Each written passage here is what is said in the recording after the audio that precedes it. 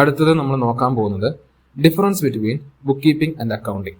Book കീപ്പിംഗും accounting തമ്മിലുള്ള വ്യത്യാസം. അപ്പോൾ അതിനു മുമ്പായിട്ട് ബുക്ക് കീപ്പിംഗ് എന്താണെന്ന് നോക്കുക.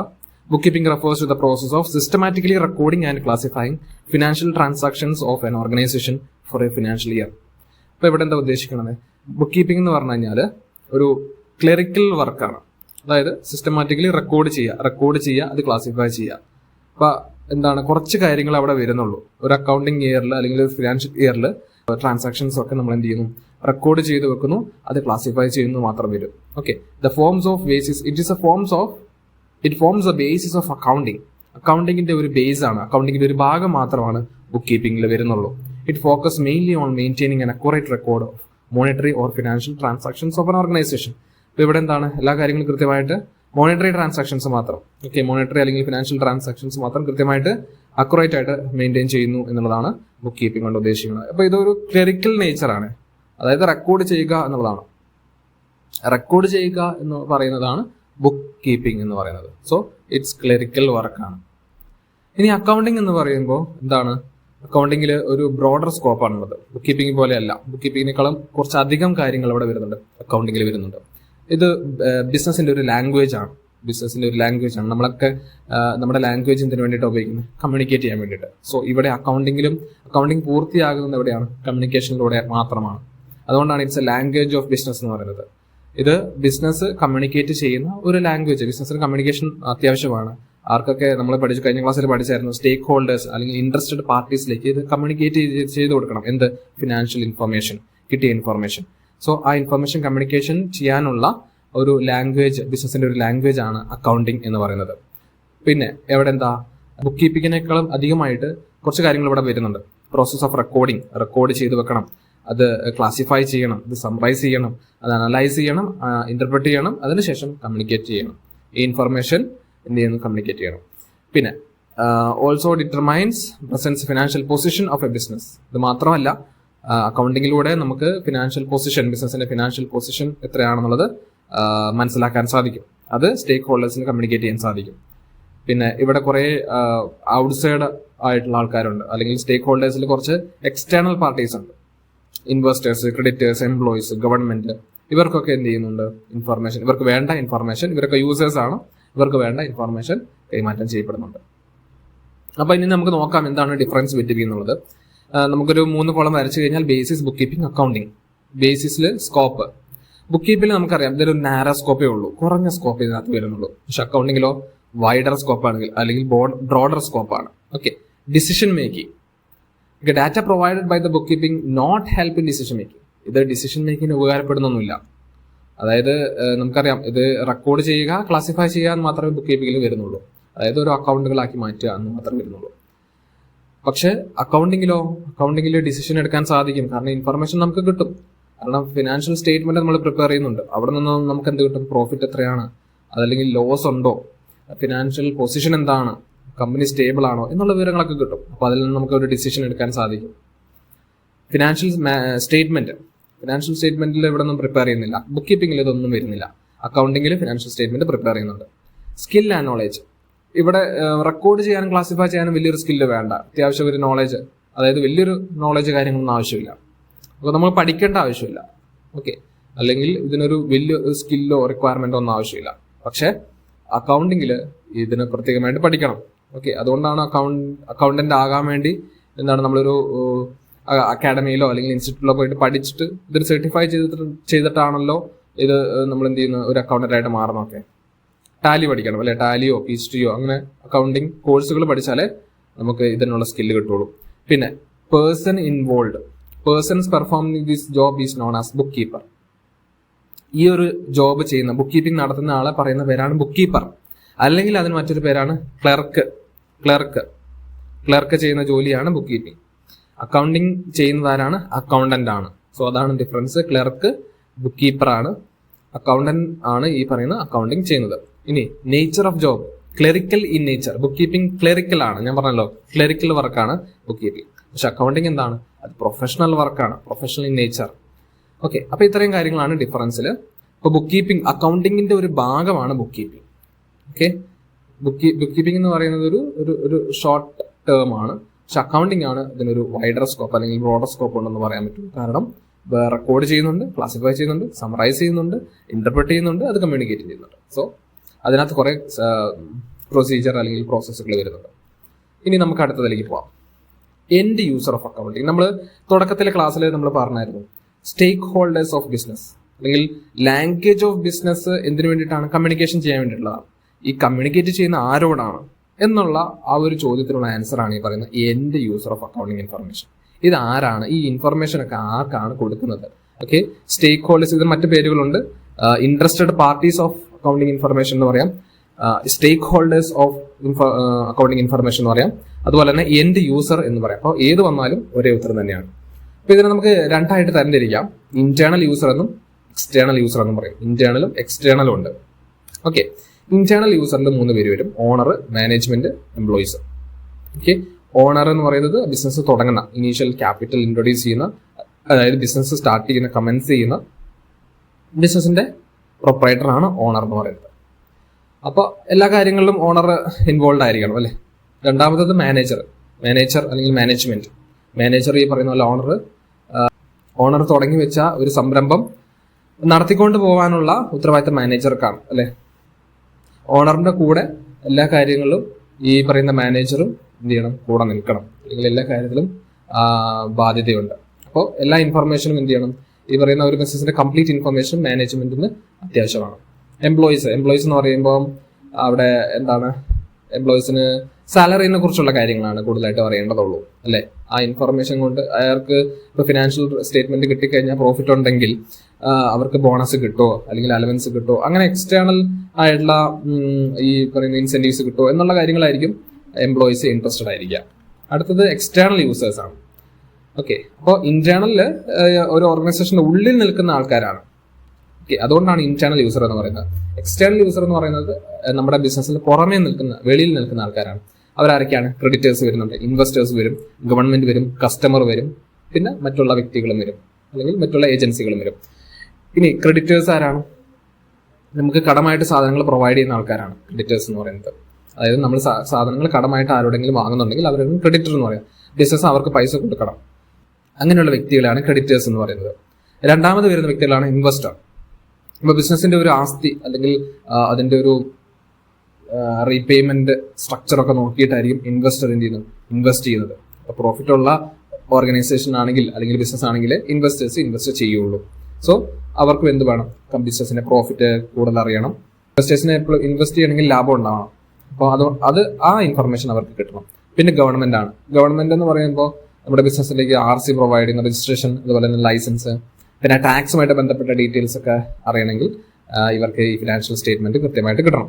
പിന്നെ കസ്റ്റമേഴ്സ് ആണ്. കസ്റ്റമേഴ്സ് എന്ന് പറയുമ്പോൾ അവരെപ്പോഴും പ്രൈസുമായിട്ട് റിലേറ്റ് ചെയ്ത വ്യക്തികളാണ്.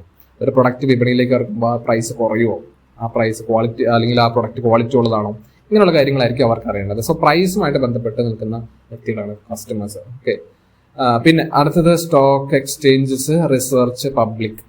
അപ്പോൾ സാധാരണ ആൾക്കാർ, പിന്നെ റിസർച്ചേഴ്സ്, അതുപോലെ തന്നെ സ്റ്റോക്ക് എക്സ്ചേഞ്ച്, ഇവരൊക്കെയാണ് external users of accounting information. പിന്നെ അടുത്തത് വരുന്നത് ക്ലാസിഫിക്കേഷൻ അല്ലെങ്കിൽ branches of accounting. Classification or branches of accounting. നമുക്കിതിനകത്ത് 3 കാര്യങ്ങളുണ്ട്. ഫിനാൻഷ്യൽ അക്കൗണ്ടിങ്, അതുപോലെ തന്നെ കോസ്റ്റ് അക്കൗണ്ടിങ്, അതുപോലെ തന്നെ മാനേജ്മെന്റ് അക്കൗണ്ടിങ്. 3 കാര്യങ്ങളാണ് വരുന്നത്. ഫിനാൻഷ്യൽ അക്കൗണ്ടിങ് എന്ന് പറയുന്നത് എന്താണ്? നമ്മളിപ്പോൾ പഠിക്കുന്ന ഈ ഒരു സബ്ജക്ട് ഫിനാൻഷ്യൽ അക്കൗണ്ടിങ്ങുമായിട്ട് ബന്ധപ്പെട്ടതാണ്. അവിടെ എന്താണ്? Deals with recording and classification of companies financial transactions as well as preparing and presenting financial statement for internal and external stakeholders. അപ്പോൾ നമ്മളിപ്പോൾ പഠിക്കുന്ന ഈ ബേസിക് അക്കൗണ്ടിംഗ് എന്ന് പറയുന്ന പേപ്പർ ഫിനാൻഷ്യൽ അക്കൗണ്ടിങ്ങുമായിട്ട് ബന്ധപ്പെട്ടതാണ്. അതുകൊണ്ടാണ് ഇവിടെ റെക്കോർഡ് ചെയ്യണം, ക്ലാസിഫൈ ചെയ്യണം, അതിനുശേഷം ഫിനാൻഷ്യൽ സ്റ്റേറ്റ്മെന്റ് പ്രിപ്പയർ ചെയ്ത് അത് ഇൻട്രസ്റ്റഡ് പാർട്ടീസിലേക്ക്, അതായത് സ്റ്റേക്ക് ഹോൾഡേഴ്സിലേക്ക് അത് കമ്മ്യൂണിക്കേറ്റ് ചെയ്യണം എന്നാണ് പറയുന്നത്. സോ അതാണ് ഒന്നാമത്തെ ബ്രാഞ്ച് അല്ലെങ്കിൽ ക്ലാസിഫിക്കേഷൻ അക്കൗണ്ടിങ്ങിന്റെ. രണ്ടാമത് വരുന്നത് കോസ്റ്റ് അക്കൗണ്ടിങ് ആണ്. ഓക്കെ, മൂന്നാമത് വരുന്നത് മാനേജ്മെന്റ് അക്കൗണ്ടിങ് ആണ്. അപ്പൊ നമുക്കതിലേക്ക് വരാം. അതിനു മുമ്പ് ഫിനാൻഷ്യൽ അക്കൗണ്ടിങ്ങിന്റെ ക്യാരക്ടറിസ്റ്റിക്സ് അല്ലെങ്കിൽ ഫീച്ചർ നോക്കാം. ഓക്കെ, അതിനുശേഷം നമുക്ക് ബാക്കിയുള്ള കാര്യങ്ങളിലേക്ക് കടക്കാം. അപ്പോൾ ഇവിടെ ഒന്നാമത്തെ ഫീച്ചർ, അക്കൗണ്ടിങ്ങിന്റെ ഒന്നാമത്തെ ഫീച്ചർ എന്ന് പറയുന്നത് എന്താണ്? It provide information to external users. എന്താണ്? ഈ പറയുന്ന എൻഡ് യൂസർക്ക് ഇൻഫർമേഷൻ പ്രൊവൈഡ് ചെയ്യുന്നു എന്നുള്ളതാണ് ഒന്നാമത്തെ ഫീച്ചർ. രണ്ടാമത് വരുന്നത് പ്രൊവൈഡ് ഹിസ്റ്റോറിക്കൽ ഡാറ്റ. അക്കൗണ്ടിങ് എപ്പോഴും ഡീൽ ചെയ്യുന്നത് ഹിസ്റ്റോറിക്കൽ ഡാറ്റ, പാസ്റ്റ് ഡാറ്റ വെച്ചിട്ടാണ് ചെയ്യുന്നത്. അതായത് സംഭവിച്ചു കഴിഞ്ഞ കാര്യങ്ങളാണ് നമ്മൾ റെക്കോർഡ് ചെയ്യുന്നത്. ഒരു ട്രാൻസാക്ഷൻ നടന്നു അല്ലെങ്കിൽ ഒരു ഈവന്റ് നടന്നു, അതിനുശേഷം അത് റെക്കോർഡ് ചെയ്യുക എന്നുള്ളതാണ്. സോ ഹിസ്റ്റോറിക്കൽ ഡാറ്റ, പാസ്റ്റ് ഡാറ്റയാണ് അവിടെ വരുന്നത്. പിന്നെ transaction of financial character are record in financial accounts. Financial character അതായത് മോണിറ്ററി ട്രാൻസാക്ഷൻസ് മാത്രമേ നമ്മൾ റെക്കോർഡ് ചെയ്യുന്നുള്ളൂ. നാലാമത് വരുന്നത് on the basis of concept and conventions. അപ്പൊ നമ്മളിത് ട്രാൻസാക്ഷൻസ് ഒക്കെ റെക്കോർഡ് ചെയ്യുന്നത് എന്തിന്റെ ബേസിലാണ്, എന്തിന്റെ അടിസ്ഥാനത്തിലാണ്? സം കോൺസെപ്റ്റ് കൺവെൻഷൻസ് ഒക്കെ അക്കൗണ്ടിങ്ങിലുണ്ട്. അതൊക്കെ ഇനി പഠിക്കാനുണ്ട്, കോൺസെപ്റ്റ് എന്താണ്, കൺവെൻഷൻസ് എന്താണെന്നതൊക്കെ. അപ്പം അത് അനുസരിച്ചാണ് ഇത് നമ്മൾ ട്രാൻസാക്ഷൻസ് റെക്കോർഡ് ചെയ്യുന്നത്. അപ്പൊ ആ ഒരു ഐഡിയ, ആ ഒരു തിയറി അനുസരിച്ചാണ് നമ്മൾ റെക്കോർഡ് ചെയ്യുന്നത്. അഞ്ചാമത് വരുന്നത് financial accounts are subject to accounting standard. അപ്പൊ ഇതിനൊരു സ്റ്റാൻഡേർഡ് ഉണ്ട്, അക്കൗണ്ടിങ് സ്റ്റാൻഡേർഡ് ഉണ്ട്. ഈ സ്റ്റാൻഡേർഡ് അനുസരിച്ചാണ്, അതൊരു യൂണിഫോമിറ്റി വരുത്താൻ വേണ്ടിയിട്ടാണ്. ഓക്കെ, ആ സ്റ്റാൻഡേർഡ് അനുസരിച്ചാണ് അക്കൗണ്ടിങ് റെക്കോർഡ് ചെയ്യുന്നത്. ഓക്കെ, പിന്നെ ആറാമത് financial account deals with commercial transactions. ഇതിൽ എന്തുണ്ട്, കൊമേഴ്ഷ്യൽ ട്രാൻസാക്ഷൻസ് ആണ് നമ്മളിത് റെക്കോർഡ് ചെയ്യുന്നത്. സെയിം പോയിന്റ്സ് തന്നെയാണ് റിപ്പീറ്റ് ചെയ്യുന്നത്. പിന്നെ financial account deals with external transactions. Financial അക്കൗണ്ടിൽ എന്തുണ്ട്, പുറമേ വ്യക്തികളോ അല്ലെങ്കിൽ ഓർഗനൈസേഷനോ ബന്ധപ്പെട്ട് നിൽക്കുന്ന ട്രാൻസാക്ഷൻസും നമ്മൾ റെക്കോർഡ് ചെയ്യുന്നുണ്ട്.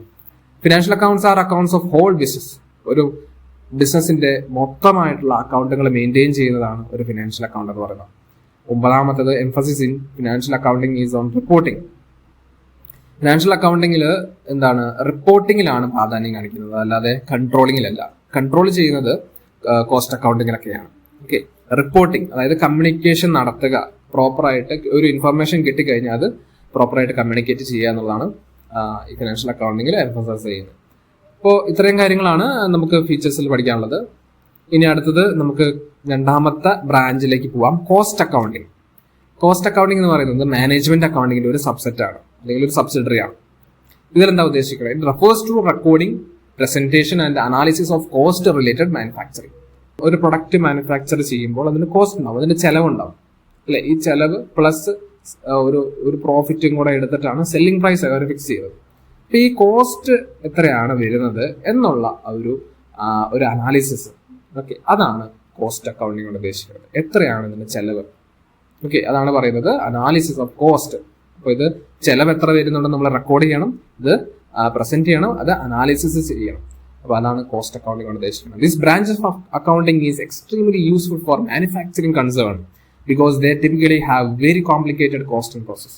അപ്പൊ മാനുഫാക്ചറിംഗ് ബിസിനസ്സുകൾക്കാണ് ഇത് കൂടുതൽ ഹെൽപ്പ് ചെയ്യുക. കോസ്റ്റ് അക്കൗണ്ടിങ് കൊണ്ട് ഹെൽപ്പ് ചെയ്യുന്നത് മാനുഫാക്ചറിംഗ് ബിസിനസ്സുകൾക്കാണ്. അവിടെ അവർക്ക് ആയിരിക്കും കോംപ്ലിക്കേറ്റഡ് ആയിട്ടുള്ള കോസ്റ്റിംഗ് പ്രോസസ് ഒക്കെ വരുന്നത്. അപ്പൊ അവർക്ക് ഇത് ഭയങ്കര ബെനിഫിറ്റ് ആയിരിക്കും. ഓക്കെ, മൂന്നാമത് വരുന്നത് മാനേജ്മെന്റ് അക്കൗണ്ടിങ്. മാനേജ്മെന്റ് അക്കൗണ്ടിങ് കൊണ്ട് ഉദ്ദേശിക്കുന്നത് എന്താണ്, management accounting primarily provides information for use by internal users. മാനേജ്മെന്റിൽ വരുന്ന ആൾക്കാർ ആരാ, ഇന്റേണൽ പാർട്ടീസ് ആണ്. അതായത് ഓണർ വരും, പിന്നെ മാനേജർ വരും, അതുപോലെ തന്നെ എംപ്ലോയീസ് വരും. അപ്പൊ ഇവർക്ക് ഇൻഫർമേഷൻ പ്രൊവൈഡ് ചെയ്യുന്ന രീതിയിലാണ് ഇതിന്റെ ഒരു സ്ട്രക്ചർ. മാനേജ്മെന്റ് എങ്ങനെ നല്ല രീതിയിൽ പ്രവർത്തിക്കാം, അതിന്റെ പോളിസീസ് എങ്ങനെയാണ്, അതിന്റെ പ്രൊസീജിയർ എങ്ങനെയാണ്, അപ്പോൾ അതിനൊന്ന് ഒരു സ്ട്രക്ചർ ചെയ്യുന്ന രീതിയിലാണ് മാനേജ്മെന്റ് അക്കൗണ്ടിങ് വരുന്നത്. Okay, any information use for management decision making forms part of management accounting. Management അക്കൗണ്ടിങ്ങിൽ മാനേജ്മെന്റ് ഡിസിഷൻ മേക്കിങ്ങിന് ഉപകരിക്കുന്ന എന്ത് ഇൻഫർമേഷനും മാനേജ്മെന്റ് അക്കൗണ്ടിങ്ങിന്റെ ഭാഗമാണ് എന്നുള്ളതാണ് പറയുന്നത്. ഓക്കെ, അപ്പം ഇതൊക്കെ ഡിഗ്രിയിൽ പഠിക്കുന്ന സബ്ജക്റ്റുകളാണ്. കൊമേഴ്സ് സ്റ്റുഡൻസ് ഡിഗ്രിയിൽ പഠിക്കുന്ന സബ്ജക്റ്റുകളാണ് ഈ പറയുന്ന കോസ്റ്റ് അക്കൗണ്ടിങ്, മാനേജ്മെന്റ് അക്കൗണ്ടിങ്ങും ഫിനാൻഷ്യൽ അക്കൗണ്ടിങ്ങും ഒക്കെ. ഓക്കെ, അപ്പോൾ അതെന്താണെന്ന് ജസ്റ്റ് ഒന്ന് മനസ്സിലാക്കി വെക്കുക, അത്രയും മതി. ഇനി നമുക്ക് പഠിക്കാനുള്ളത് ഫിനാൻഷ്യൽ അക്കൗണ്ടിങ്ങും മാനേജ്മെന്റ് അക്കൗണ്ടിങ് തമ്മിലുള്ള വ്യത്യാസമാണ്. അപ്പോൾ ഫിനാൻഷ്യൽ അക്കൗണ്ടിങ് നമ്മൾ എന്തിനാ പഠിക്കുന്നത്, പ്രോഫിറ്റോ ലോസോ ആണ് നമ്മൾ കണ്ടുപിടിക്കണം. ഒരു ഓർഗനൈസേഷനിൽ എന്താണ് ട്രാൻസാക്ഷൻ ഒക്കെ നടന്നു, അതൊക്കെ നമ്മൾ റെക്കോർഡ് ചെയ്ത് ക്ലാസിഫൈ ചെയ്ത് സമറൈസ് ചെയ്യുന്നതെന്ന് പറയുന്നത് നമ്മുടെ ട്രേഡിംഗ് അക്കൗണ്ടും പ്രോഫിറ്റ് ലോസ് അക്കൗണ്ടും ബാലൻസ് ഷീറ്റ് പ്രിപ്പയർ ചെയ്യും. പ്രോഫിറ്റ് ലോസ് അക്കൗണ്ട് പ്രിപ്പയർ ചെയ്യുന്ന വഴി നമുക്ക് പ്രോഫിറ്റോ അല്ലെങ്കിൽ ലോസോ ആണ് നമുക്ക് കണ്ടുപിടിക്കാൻ പറ്റും. ഓക്കെ, ഇൻകം മൈനസ് എക്സ്പെൻസ് എന്ന് പറയുന്ന ആ ഒരു രീതി. ഓക്കെ, അപ്പോൾ നമുക്ക് ഇതിൽ നിന്ന് പ്രോഫിറ്റ് ആണ് ലോസ് ആണെന്ന് കണ്ടുപിടിക്കാം. പക്ഷെ മാനേജ്മെന്റ് അക്കൗണ്ടിങ്ങിലോ provide information to management for decision making. ഒരു മാനേജ്മെന്റുമായിട്ട് ബന്ധപ്പെട്ട ഇൻഫർമേഷൻ ആണ് നമുക്ക് മാനേജ്മെന്റ് അക്കൗണ്ടിൽ കിട്ടുക. അതിന് ഉപകരിക്കും ഡിസിഷൻ മേക്കിങ്ങിന്. അപ്പൊ അത് ഫ്യൂച്ചർ ഓറിയന്റഡ് ആണ്, അത് ഫ്യൂച്ചർ പ്ലാൻസ് അല്ലെങ്കിൽ ഓപ്പറേഷൻസ് ആണ് അവർ മീറ്റ് ചെയ്യുന്നത്. ഓക്കെ, ഇനി രണ്ടാമത് വരുന്നത് റെക്കോർഡ് ഹിസ്റ്റോറിക്കൽ ഡാറ്റ, കഴിഞ്ഞു പോയ ഡാറ്റയാണ് ഇവർ റെക്കോർഡ് ചെയ്യുന്നത്. ഓക്കെ. പക്ഷെ മാനേജ്മെന്റ് അക്കൗണ്ടിങ്ങിൽ വരാൻ പോകുന്ന ഫ്യൂച്ചർ പ്ലാൻസ് ആണ്. അവർ കുറച്ച് പോളിസീസ്, കുറച്ച് പ്രൊസീജിയർ, കുറച്ച് ടേംസ്, കണ്ടീഷൻസ് ഒക്കെ അവർ ഫിക്സ് ചെയ്യുന്നുണ്ട്. അല്ലെങ്കിൽ അതാണ് ഫ്യൂച്ചർ പ്ലാൻസ്. അപ്പൊ വരാൻ പോകുന്ന ഓപ്പറേഷൻസ് ഒക്കെ ആണ് മാനേജ്മെന്റ് അക്കൗണ്ടിങ്ങിൽ നമ്മൾ റെക്കോർഡ് ചെയ്യുന്നത്. മൂന്നാമതായിട്ട് ഫിനാൻഷ്യൽ അക്കൗണ്ടിങ്ങിൽ കമ്പൽസറി ആണ് ഇത് റെക്കോർഡ് ചെയ്തേ മതിയാവുള്ളൂ. കാരണം പ്രോഫിറ്റ് ലോസ് കണ്ടുപിടിക്കണമല്ലോ. കാരണം ഏതൊരു ബിസിനസിന്റെയും ഇതൊരു പ്രധാന മോട്ടീവ് എന്ന് പറയുന്നത് പ്രോഫിറ്റ് ഉണ്ടാക്കുക എന്നുള്ളതാണ്. പ്രോഫിറ്റ് മോട്ടീവ് ഓർഗനൈസേഷൻ ആണെങ്കിൽ അപ്പോൾ അത് കമ്പൽസറി ആണ്, ഇത് കണ്ടുപിടിക്കണം. അപ്പൊ ഫിനാൻഷ്യൽ അക്കൗണ്ടിങ് കമ്പൽസറി ആണ്. പക്ഷെ മാനേജ്മെന്റ് അക്കൗണ്ടിങ് വേണമെങ്കിൽ ചെയ്താൽ മതി. വലിയ വലിയ ഓർഗനൈസേഷൻ ഒക്കെ ആണെങ്കിൽ, വലിയ വലിയ സ്ട്രാറ്റജീസ് ഒക്കെ ഉണ്ടെങ്കിൽ അവർക്ക് മാനേജ്മെന്റ് അക്കൗണ്ടിങ് കൊണ്ടുവരാവുന്നതാണ്. അത് ഓപ്ഷണൽ ആണ്, വേണമെങ്കിൽ കൊണ്ടുവന്നാൽ മതി. നാലാമത് users R external parties. Users എന്ന് പറയുന്നത് ഇതിന്റെ യൂസർ മെയിൻ ആയിട്ട് വരുന്ന എക്സ്റ്റേണൽ പാർട്ടീസ് ആണ് അല്ലെ. ഫിനാൻഷ്യൽ അക്കൗണ്ടിങ് കൊണ്ട് ഉപയോഗിക്കുന്നത് ഇപ്പോൾ ഇന്റേണൽ പാർട്ടീസ് ഉണ്ട്, ഇല്ലാന്ന് പറയുന്നില്ല. ഓണർ, മാനേജ്മെന്റ്, എംപ്ലോയീസ് ഒക്കെ വരും. പക്ഷെ ഇതിന്റെ പ്രധാനപ്പെട്ട ഇൻഫർമേഷൻ കൊടുക്കുന്ന ആർക്കാണ്? എക്സ്റ്റേണൽ പാർട്ടീസ് ആണ്. അല്ല, അവർക്കാണ് ഇൻട്രസ്റ്റഡ് ആയിട്ടുള്ള ആൾക്കാർ എന്ന് പറയുന്നത്. ഇനി മാനേജ്മെന്റ് അക്കൗണ്ടിങ് എപ്പോഴും എന്താണ്? മാനേജ്മെന്റ് മാത്രമേ വരുന്നുള്ളൂ. സോ അവിടെ ഇന്റേണൽ പാർട്ടീസ് മാത്രമേ വരുള്ളൂ. ഇനി അഞ്ചാമത് വരുന്നത് lays more emphasis on accuracy. ഇപ്പൊ കറക്റ്റ് ആയിരിക്കണം എത്രയാണെന്നുള്ളത്. കാരണം ഇത് എമൗണ്ട് ആണ് അല്ലെങ്കിൽ ക്വാണ്ടിറ്റി ആണ് ഇവിടെ ഉദ്ദേശിക്കുന്നത്. അപ്പൊ അതുകൊണ്ട് അത് അക്യുറസിയിൽ എംഫസിസ് ചെയ്യുന്നു. മാനേജ്മെന്റ് അക്കൗണ്ടിങ്ങിലോ it's emphasis on quick and prompt reporting. കൃത്യമായിട്ട് റിപ്പോർട്ട് ചെയ്യാം അല്ലെ. ക്വിക്ക് ആൻഡ് പ്രോംപ്റ്റ് റിപ്പോർട്ടിംഗിലാണ് ഇത് എംഫസിസ് ചെയ്യുന്നത്. കാരണം ഇൻഫർമേഷൻ പ്രൊവൈഡ് ചെയ്യുക എന്നുള്ളതാണ് മാനേജ്മെന്റ് അക്കൗണ്ടിങ്ങിന്റെ പ്രധാന ലക്ഷ്യം. സോ അത്രയാണ് നമുക്ക് ബ്രാഞ്ചസ് ഓഫ് അക്കൗണ്ടിങ്, അതുപോലെ തന്നെ ഫിനാൻഷ്യൽ അക്കൗണ്ടിങ്, മാനേജ്മെന്റ് അക്കൗണ്ടിങ് തമ്മിലുള്ള വ്യത്യാസം. സോ നമുക്ക് അടുത്ത സെഷനിൽ അക്കൗണ്ടിങ് കോൺസെപ്റ്റുകളെ കുറിച്ച് പരിചയപ്പെടാം. Okay, thank you.